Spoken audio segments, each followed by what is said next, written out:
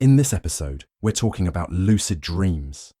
Finally, a place where you can fly, eat endless pizza, and turn your boss into a giant rubber duck, all without consequences. Lucid dreams are different from normal dreams in that the dreamer is self-aware and can often control his experience. After a quick introduction, we will look at the risks and benefits of lucid dreaming and explore the most efficient methods to have lucid dreams.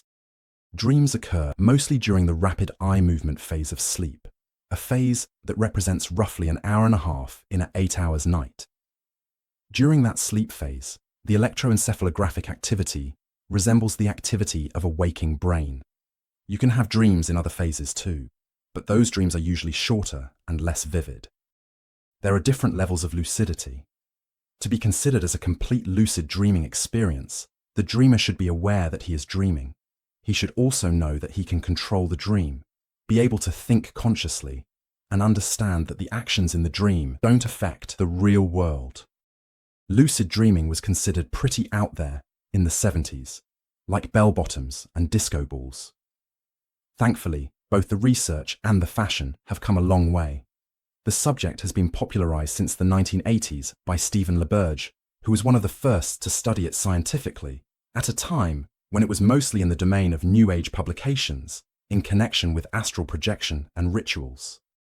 Scientific studies have really taken off in the last 2 decades, in part because studying consciousness and the origin and function of dreams can be complex, and researchers have found that lucid dreams and dream engineering are great tools to make reliable experiments.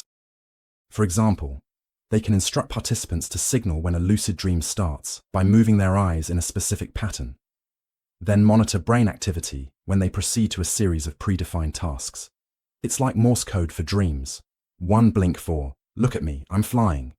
2 for, oops, I forgot to put on pants again. There's even a startup called REM Space that wants dreamers to record music in their sleep by translating some muscle movements into sounds. Forget shower singing. Now you can have a sleep concert. Your neighbors will be thrilled. Note that it is currently limited to relatively simple melodies.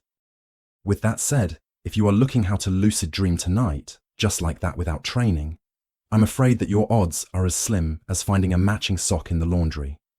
Studies show that the frequency of people who report spontaneous lucid dreams multiple times per week are about 1 in 1,000, and only 20% of the population reported them once a month or more.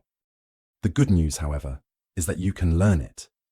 Some studies report that up to 75% participants were able to induce lucid dreams after 9 weekly training sessions. I will explain how to use the lucid dream techniques in a moment. But first, let's talk about the benefits and the risks associated with lucid dreaming. Lucid dreaming is more than just an entertaining experience. Some people use lucid dreams to practice public speaking, which makes sense because the audience in your dreams is way less judgmental and possibly made of cats wearing their pajamas. Others use it to reduce their anxiety, rehearsing lessons or procedures, or for creative problem solving.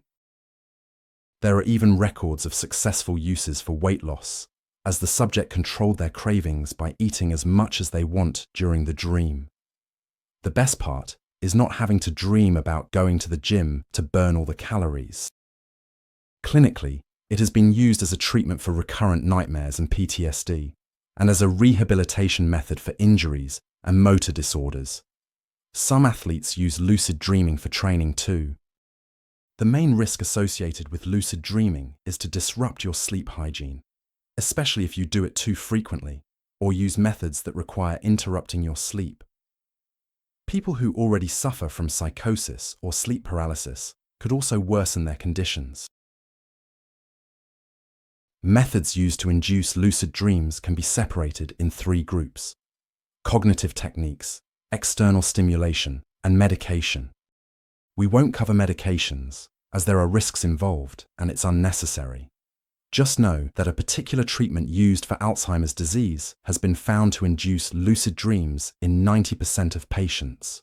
So it's very possible that someday having lucid dreams will be as simple as taking a pill.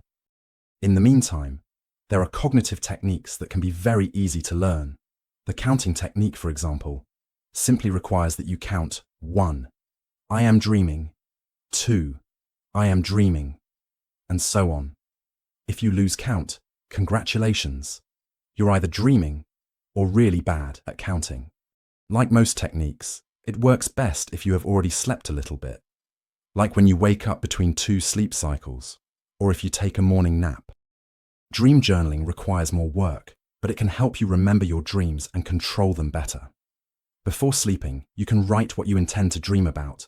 Then when you wake up, you record your dreams in details, especially any discrepancies that could be used as a lucidity trigger. Do also record your quality of sleep, distractions, and any other relevant information. Before sleep, you can read about past dreams, rehearse them, and visualize what you would do if you were lucid. Reality checks are tests that you can do to be aware that you are in a dream. There are many. People who wear glasses, for example, can check if they are able to see without them. Some people try to pinch their nose, then breathe through it. My personal favorite is to read some text, then read it again. The second time, the text will have changed. In real life, the only thing that changes is how many typos I didn't catch the first time. If you take the habit of making these tests regularly during the day, chances are that you will make them when sleeping too, and then you'll be aware that you are dreaming. You can also use external stimulation, usually sound, light, or a combination of both. It often takes the form of a headband that cover the eyes and ears. The most expensive tools can detect REM sleep to be more effective. Be aware that many gadgets have not always been properly studied. However, a study involving light signals showed that the occurrences of lucid dreams doubled.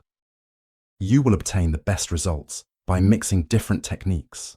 For example, using dream journaling with reality checks and external stimulation has been associated with a high rate of success in recent studies. I hope that you enjoyed this episode of Invisible Zebra. Please dream about subscribing and leaving a thumbs up.